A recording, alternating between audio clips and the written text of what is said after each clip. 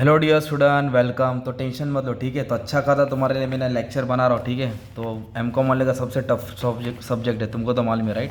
तो मैंने अच्छा खासा सब अपलोड कर दिया हो, ठीक है। तो अगर व्हाट्सएप पे चाहिए तुमको तो मैं लिंक सेंड कर दूंगा। तो पूरा पेपर का सॉल्यूशन है, हर एक चैप्टर के ऊपर 3-3, 4-4, 6-6 से हम सॉल्व कर दिया, ऑब्जेक्टिव्स भी मिल जाएगा, ठीक है। तो वही 200 पर चार्ज किया, राइट। इतना मेहनत से करो तो कुछ तो मिलना चाहिए। अब सुनो, अब ऑब्जेक्टिव्स डिस्कस कर रहे सबसे पहला तो ट्रू और फॉल्स वाले, राइट। तो क्या याद करने का इधर, accounting standard board is establish in 1979। 1970 में नहीं इस्टेब्लिश होता, वो अभी लेटेस्ट जस्ट इस्टेब्लिश होता है, ये फॉल्स है। Indian financial reporting standard will override company law, नहीं, ओवरराइड नहीं करता, ये भी फॉल्स है। और Indian accounting standard 23 is applicable to biological asset, नहीं, बायोलॉजिकल एसेट्स को एप्लीकेबल नहीं होता ये, ठीक है। डेफर्ड टैक्स मतलब पोस्टपोन, ये वाला टाइप का समझ दोगे डेफर्ड टैक्स, ओके। तो deferred tax is a tax on permanent difference, नहीं, परमानेंट डिफरेंस पे नहीं आता है, जो एक्चुअल होता है उस पर आता है। डेफर्ड मतलब पोस्टपोन, जो पेंडिंग है उस पर आता है ना। तो सारा सब फॉल्स ही निकल है इधर, ठीक है। Indian accounting standard 16 treatment of property, हाँ ये 16 बोले तो प्रॉपर्टी, तो आपको लाइन से स्टैंडर्ड याद करना पड़ेगा, अपन उसका भी लेक्चर बना देंगे, टेंशन मत लेना। फिर इसके बाद बोला है FMP, future maintainable profit is considered is a valuation of goodwill, yes, goodwill को निकालने के लिए इसकी ज़रूरत पड़ती है, okay. Intrinsic value is also called net asset value, yes, और ये 15 मार्क का सम आ रहा है बच्चों लोग, ओके।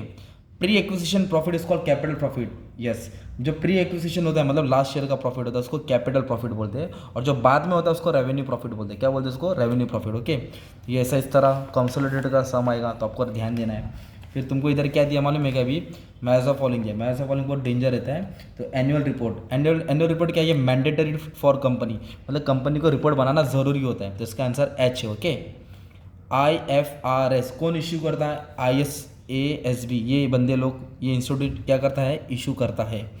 फेयर वैल्यू का मतलब क्या होता है तुम्हारा मालूम है क्या, प्रेजेंट, ये क्या बोलते हैं, present realisable value of asset, मतलब एसेट की आज की वैल्यू को बोलते हैं फेयर वैल्यू, इसकी आज वैल्यू क्या चल रही है, ओके, आज उसकी वैल्यू क्या चल रही है। इंडियन अकाउंटिंग स्टैंडर्ड 1 एकदम सिंपल है, presentation of financial statement. Indian accounting standard किसका डील करता है, presentation of financial statement, okay.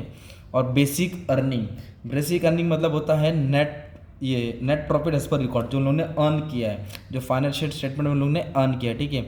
और इनकम टैक्स क्या होता है, taxable income, income tax taxable है। और इंडियन अकाउंटिंग स्टैंडर्ड 110 किसके साथ डील करता है, कंसोलिडेटेड फाइनेंशियल स्टेटमेंट, किसके साथ डील करेगा, कंसोलिडेटेड फाइनेंशियल स्टेटमेंट, ठीक है। इसका आंसर ये आएगा। अभी शॉर्ट नोट में तुमको क्या करना है, एक तो अकाउंटिंग स्टैंडर्ड 33, इसके बाद शॉर्ट नोट सुपर प्रॉफिट और वैल्यूएशन ऑफ शेयर, ये दोनों में से एक आंसर आएगा ये एग्जाम में, एक ये पढ़ कर रखना। होल्डिंग कंपनी बाप होता है, सब्सिडी कंपनी बेटा होता है, ठीक है। ये टॉपिक तुमको इतना कवर करना है, चाह रहे हैं सर, ठीक है।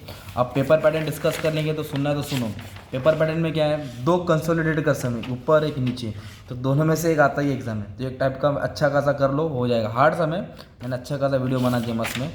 फिर बाद में एक आएगा तुमको इंटरेस्टिंग वैल्यू निकालना है, 15 मार्क का सम आएगा, ये करो, या फिर दो चिल्लर सम सॉल्व करो। ऑपरेटिंग सेगमेंट आया, और ये क्या है अपने को, original cost asset accounting standard 16 का ट्रीटमेंट, ये इजी था सम, नकली है, बिजनेस मर्जर के ऊपर है। फिर वापस वही आया, बिजनेस मर्जर वाला सम आया, और दो चिल्लर सम आया, एक टैक्स के ऊपर आया, और एक क्वालिफाई नॉन क्वालिफाई एसेट वाला आया। इस तरह तुम्हारा पेपर है, ठीक है। तो अगर तुम लोग को हेल्प चाहिए तो ये नंबर पे मैसेज कर दो, व्हाट्सअप कर दो, मैं सेंड कर दूंगा, ठीक है। देखो 200 ही ज़्यादा चार्ज ही है, तुमको अच्छा खासा सॉल्यूशन करो, क्योंकि अच्छा खासा मेहनत करके तुम भी मेहनत करो, मैं भी मेहनत करो, ठीक है। चलो, all the best and thank you very much. और बाकी यूट्यूब पे सब फ्री है, तुम लोग यूट्यूब से पढ़ सकते हो। अगर तुम लोग मुझे अप्रोच करो तो मैं तुमको एक साथ अच्छे से बना के सेंड कर दूँगा, ठीक है, ताकि तुम्हारा एग्ज़ाम अच्छे से जाए। Thank you.